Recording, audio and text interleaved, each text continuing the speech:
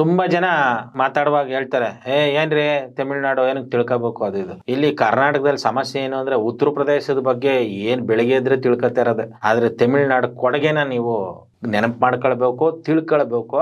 ತಮಿಳ್ನಾಡು ಅವ್ರಿಗೆ ಭಯ ಬಿದ್ದೇನೆ ಹಿಂದಿ ಏರಿಕೆನ ಮಾಡೋದಕ್ಕೆ ಮುಂದಾಗ್ತಾ ಇಲ್ಲ. ಆದ್ರೂನುವೆ ಅವ್ರು ಬಿಟ್ಟಿಲ್ಲ, ಈಗ್ಲೂ ಹಿಂದಿ ಏರಿಕೆ ಮಾಡ್ತಾ ಇದ್ದಾರೆ.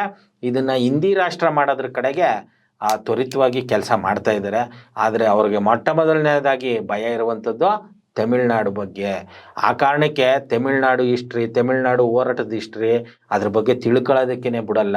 ಆದರೆ ಯಾವುದೇ ಟಿವಿ ಚಾನಲ್ ಆಗಲಿ, ಯಾವುದೇ ಗುಂಪುಗಳಾಗಲಿ ಹೆಂಗೆ ಇವರು ಸಾಧನೆ ಮಾಡಿದ್ರು ಅನ್ನೋದ್ರ ಬಗ್ಗೆ ಚರ್ಚೆ ಮಾಡಲ್ಲ.